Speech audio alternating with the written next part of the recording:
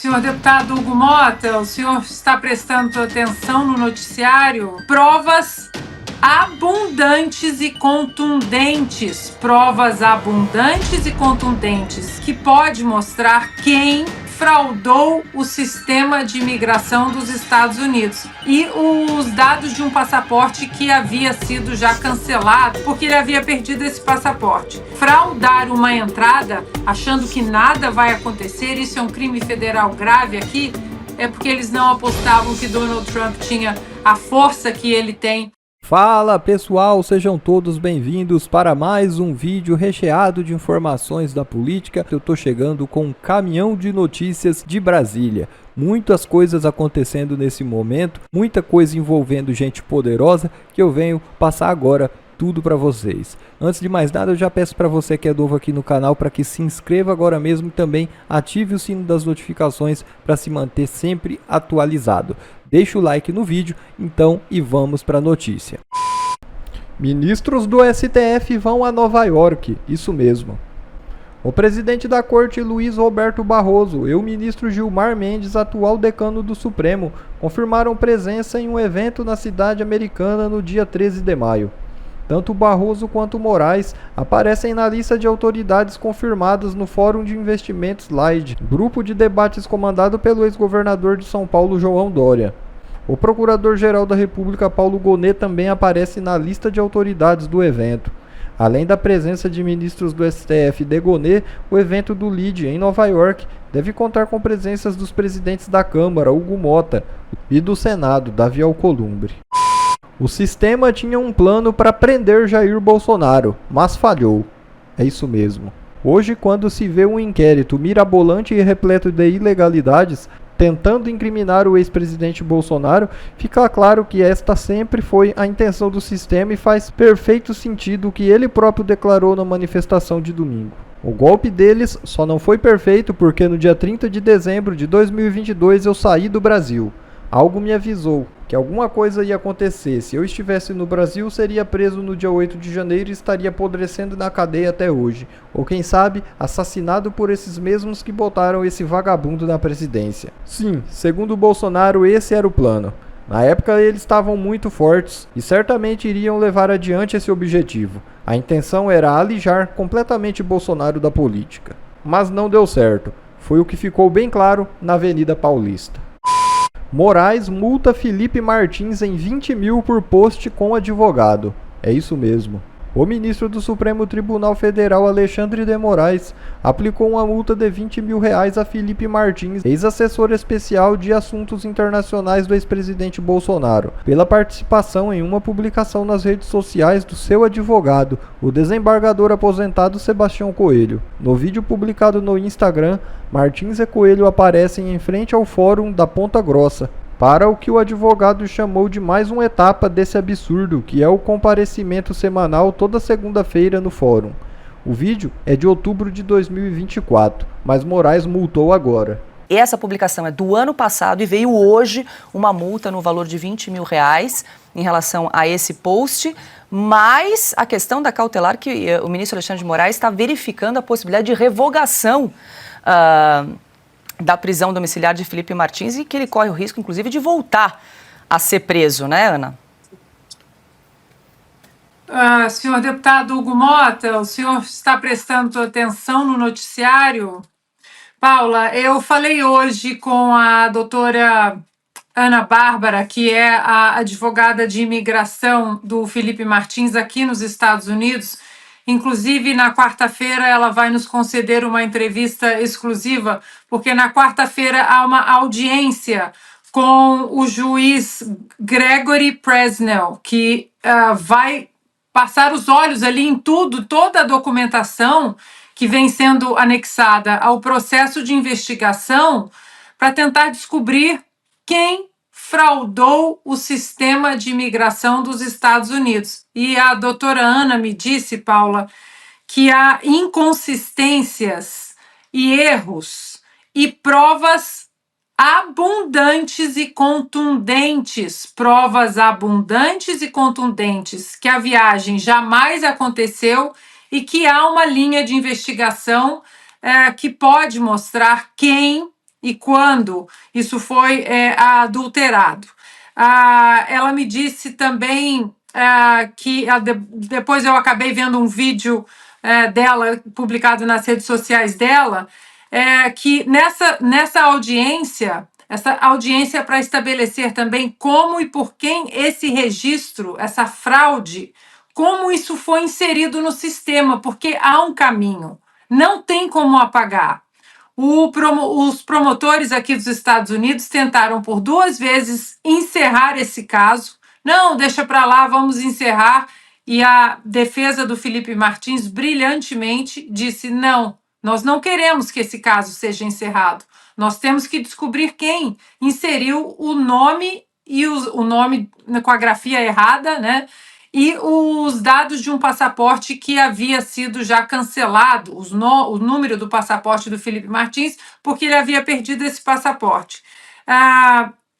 Só para recapitular, Paula, rapidamente, em março de 2024, a PGR no Brasil pediu que o Felipe fosse solto, que ele saísse da prisão. A PGR, em março de 2024.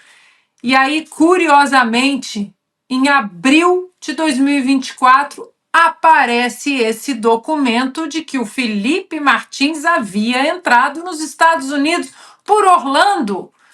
Uma informação que nunca foi verdadeira. Lembrando que a última entrada do Felipe Martins foi em outubro, final de setembro, outubro de 2022, para acompanhar exatamente o presidente Bolsonaro na reunião da ONU. Então, Paula, muita coisa pode acontecer nessa audiência de quarta-feira. A doutora Ana Bárbara vai dar uma entrevista para a gente. Agora, o professor André Marcília, corram no perfil dele no X, ele está dando uma aula sobre esse assunto, exatamente sobre Felipe Martins. E eu acho, Paula, que eles não contavam com a vitória de Donald Trump. Aí é um dos tweets do André Marcília, né, dizendo, inclusive levantando esse questionamento, como Moraes deu 24 horas para Felipe Martins se explicar, sob pena de revogação de seu benefício e prisão. Não é absurdo pensar que pode ser preso, prejudicando sua participação na audiência dos Estados Unidos. E aí, Paula, eu acho que esse imbróglio todo, acho que dá para a gente voltar para novembro de 2024.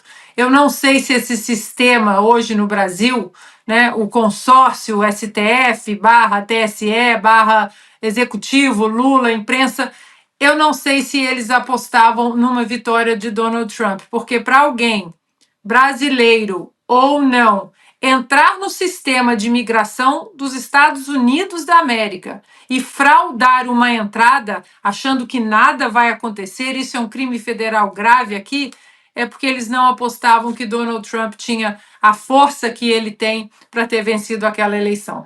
Gente, mais uma questão. Não causa estranheza que no dia seguinte a essa manifestação aqui na cidade de São Paulo, o ministro Alexandre de Moraes multa o seu ex-assessor Felipe Martins em R$20 mil porque ele apareceu numa foto que é de outubro do ano passado e multou agora, sendo que o Felipe está mudo ali naquela foto, né? Não fala, não é um vídeo, aliás. O mesmo ministro me multou também em R$20 mil depois da minha reunião com embaixadores. Não tem critério, é pessoal. É pessoal. A gente tem que dar, graças a Deus, que não foram 22 milhões, como ele multou o PL, multou só R$20 mil. Agora, eu não posso falar com o Felipe, né? Se eu pudesse falar com ele, eu teria o que falar para ele, mas não posso falar com ele, nem com o advogado dele. Então, peço ao Felipe força. O teu processo está andando nos Estados Unidos, se Deus quiser. Brevemente chegaremos aqui em quem do Serviço de Imigração fez aquela alteração, né? E bem como a pedido de quem, com toda certeza, alguém no Brasil entrou em contato lá com o Serviço Migratório, ou por telefone ou pessoalmente, e pediu e foi atendido. E se foi atendido, porque tinha tráfico de influência. Então, força aí para o Felipe. Eu espero que ele brevemente esteja fora disso tudo, que é um garoto excepcional, educado, inteligente, respeitador, E o crime dele está sendo de ter fugido no meu avião para os Estados Unidos, coisa que ele não fez. E se tivesse feito, não seria fuga. Ele teria apenas viajado, é um direito dele. E apesar de tudo comprovando, mantiveram a cadeia dele atrás de uma delação premiada Mandrake. É isso que aconteceu com ele. Força aí, Felipe. Boa noite, presidente. Obrigada pela entrevista, pelo tempo aqui com a gente. Presidente, ontem, no fim do dia, eu soube que as imagens da belíssima manifestação na Paulista, as imagens já chegaram até a Casa Branca. Gostaria que o senhor falasse, comentasse, se pudesse, o trabalho do deputado Eduardo Bolsonaro aqui nos Estados Unidos, o que ele tem dito para o senhor em relação à repercussão de tudo que tem acontecido no Brasil, não apenas com o senhor, mas com a família Bolsonaro. Quais são as atualizações que o senhor pode passar para a gente do trabalho do Eduardo aqui nos Estados Unidos, junto à administração do presidente Trump? Ana Paula, o próprio Eduardo tem dito, né, em pequenos vídeos, o que ele está fazendo nos Estados Unidos, os contatos que ele tem feito e o que ele persegue lá. Ele não veio para o Brasil depois de uma férias, né, porque a preocupação era grande na apreensão do seu passaporte. E já se tinha notícia aqui que ele teria um inquérito preparado só para ele. Conspiração contra o Estado Democrático de Direito. E daí você abre o inquérito, daí você faz o que bem entender. Você fica aí ao sabor da boa vontade dessas pessoas. Então o Eduardo, no meu entender, está fazendo um trabalho muito bom lá, mostrando para o mundo o que está acontecendo aqui no Brasil. Ele tem um certo relacionamento com a família Trump, muito bom com os filhos dele, outros parlamentares também. E o que quer? Ele quer que o Brasil volte à sua normalidade. Assim, quando eu falo aqui, né, que pretendemos um Senado forte, não é para perseguir ninguém. É um Senado que, quando alguém ou outro poder começa a responsabilidade dessas pessoas, a gente volta à normalidade. Cada um tem que estar no seu quadrado. E hoje nós vemos que não é isso que acontece. Temos uma pessoa no Brasil que pega uma caneta e te bota na cadeia. Qual o motivo? Não interessa. Como está o Braga Neto preso. Uma coisa completamente absurda. O inquérito já havia sido entregue pela Polícia Federal ao senhor Alexandre de Moraes e ele foi acusado de como é que é o processo? Atrapalhar o processo, né? E não justifica isso aí. Está preso até hoje. Até o Malafaia teve um desabafo ontem, lá na Paulista, não vou repetir aqui porque eu sou capitão do Exército, né? Eu fiquei muito triste, não com o Malafaia, mas com as verdades que ele falou. Realmente é revoltante a gente ouvir isso aí. E ele fala, ninguém queria dar golpe nem não, mas o que está acontecendo é isso. E se dirigiu aí a algumas autoridades fardadas, né? E, infelizmente, se você vê algo errado acontecendo com alguém do teu lado, se você tem poder de interferir, você interfere. Quantas vezes no quartel tinha um subordinado ali que resolveu aplicar uma punição excessiva no soldado, que chegou atrasado. Naquele tempo existia a figura da prisão em separado. Preso por 20 dias, 10 em separado. Seria quase uma solitária. Então acontecia de alguém dar uma punição dessa e a gente, quando fica sabendo, vai para cima do colega. Que negócio é esse? É pessoal o negócio? Não vai ser publicado em boletim, não. Isso aí, tomar providência. A mesma coisa com o Braga Neto. Num primeiro momento, a gente ficou sabendo que ele estava numa sala que tinha alguma coisa lá, mas com um tratamento completamente isolado, quase que uma solitária. Então isso é triste para a gente, porque qual foi o crime do Braga Neto? Ele já foi ouvido? Pelo que eu sei, ele não foi ouvido também. E está numa preventiva aí que está desde dezembro nessa situação. Nos preocupa. O meu caso mesmo, enquanto presidente, eu me reuni algumas vezes com algum alto comando do Exército, da Marinha ou da Aeronáutica, para chegar a essa acusação para cima de mim. Agora, o meu ciclo de amizade sempre foram mais os militares do que os civis. A minha aproximação do Braga Neto é pela nossa formação, como foi lá atrás com o meu outro vice também, assim como tínhamos, nem tantos, mas tínhamos alguns militares realmente em comando aqui, em ministério. E nós fizemos um bom governo, nem todos foram bem, mas como um todo, acho que nós passamos na prova. Agora, é triste realmente o que está acontecendo, porque se vive uma insegurança. Eu estou com 70 anos de idade, tá? E eu tenho uma esposa, tenho uma filha de 14 anos em casa, Agora estou longe do meu filho, longe de um casal de netos, um que tem o meu nome, inclusive. Tá? E a gente vai sofrendo tudo isso aí. Agora, eu acho que vale a pena, porque com a minha chegada ao poder, com a escolha de ministros técnicos, não aceitar mandar para estatais aí indicações de pessoas que queriam apenas usufruir daquele cargo e não trabalhar para o seu país, nós mostramos ao Brasil todo o que é uma estatal, o que que são os poderes, os bancos oficiais, como tinha a influência política para diretores e presidentes de bancos. Olha o que está acontecendo nos fundos de pensão. Conosco era lucrativo, que quem estava na Previc, lá em cima, administrando tudo isso, era uma pessoa competente, séria. Olha os Correios.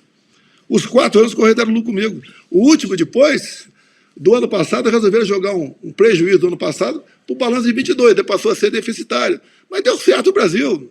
Teria muito o que falar aqui sobre estatais, né? Itaipu, Porto de Santos, os portos pelo Brasil todo, muita coisa para falar, que o Brasil estava dando certo, apesar, a gente lamenta, da pandemia, da guerra, o caso Brumadinho também, em janeiro de 19, lamenta as mortes lá, em primeiro lugar, mas depois se mexeu na economia brasileira. Tivemos aqui a presença de um avião, uma centena de israelenses ajudando na busca de desaparecidos, né, lá em Brumadinho. Ou seja, o governo que fez o que tinha que fazer.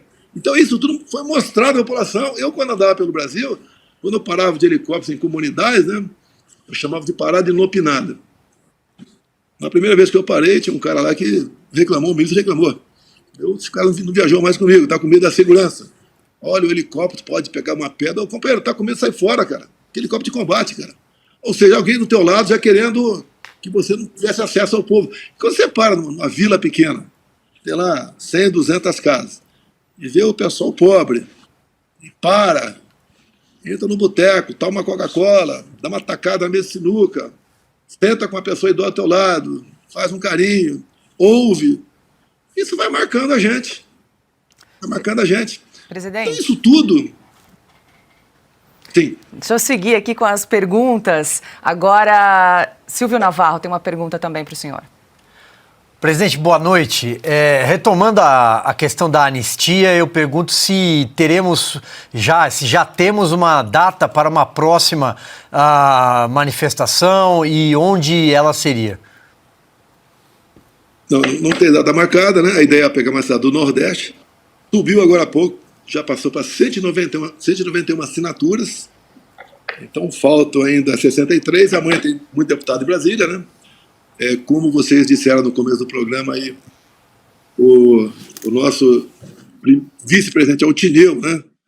Ele chamava o governador, falava o partido dele, o governador falava sim, ou seja, o seu partido apoia a anistia.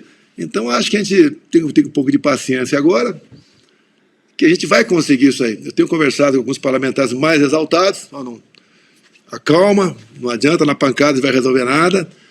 Agora, mostrando realmente o sofrimento de quem está preso, mostrando que o Brasil parte para uma pacificação. Nós temos 4 projetos agora, com pedido de urgência, que interessa ao Poder Judiciário. Então, não é o nosso, é uma urgência que vai atrapalhar tudo. Curiosidade, uma criação de cargos comissionados no Supremo. A outra trata de cargos vagos no STJ. Outra, criação de 8 varas federais em Santa Catarina. E outro, reestruturação de cargos da magistratura no Piauí. Se o nosso partido pedir verificação nominal, vai, no mínimo, esses 4 projetos aqui, 5 horas para ser votado. Há urgência apenas.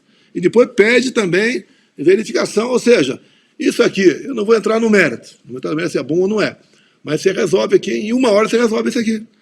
Agora, por que não deixar o parlamento decidir a anistia? A gente não quer impor nada, nem vai impor, quem somos nós? Tá? Não queremos forçar nenhum líder a nada.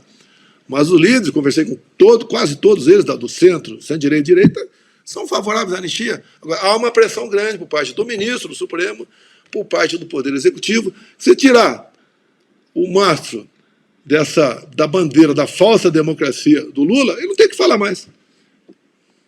Gente, perguntando sobre a conduta do presidente da Câmara, Hugo Motta. Como é que o senhor avalia a condução do presidente Hugo Motta em relação à pauta da anistia? Na semana passada foi anunciado que ele havia pedido aos líderes de partidos para não assinarem um requerimento de urgência em relação a essa pauta. O que eu acho do Hugo Motta? Eu já conversei com ele algumas vezes. Ele leva a pressão do ministro lá do Supremo, que não devia acontecer, isso é uma interferência, leva a pressão do Poder Executivo, o pessoal vai para a vida particular dele, pessoal. O que eu vejo nele? Né? O que ele falou lá atrás, no meu entender, ele vai cumprir. Em havendo a maioria da casa interessada no assunto, ele bota em votação. Então, o que eu acho que faz no momento é uma onda excessiva, a gente vê na imprensa, para que nós, os maiores interessados na anistia, partamos para o confronto. E daí sim você tem um clima desfavorável. Então eu sempre peço aos parlamentares do PL, alguns outros partidos também, vai com calma, vamos convencer mais gente, vamos chegar aos 257 assinaturas aqui no requerimento, depois a gente apresenta para ele, continua colhendo mais assinaturas, 257, e para chegar para ele, 257 é metade mais um, né? E botar em pauta agora, o que resta ele fazer isso aí? Ele realmente ele é o dono da pauta, mas ele tem consciência, Hugo Motta, falou isso por ocasião da sua campanha, falou para mim, quem a maioria decidindo, ele vai atender a maioria e bota em votação. Perfeito. Silvio Navarro. Presidente, mais uma questão. Não causa estranheza que no dia seguinte a essa manifestação aqui na cidade de São Paulo, o ministro Alexandre de Moraes multa o seu... Bom, pessoal, esse foi mais um vídeo. Eu espero que vocês tenham gostado. Se vocês gostaram, deixa o like aqui para fortalecer nosso canal. Logo eu volto trazendo mais informações da política para vocês. Um forte abraço, fiquem todos com Deus e até a próxima.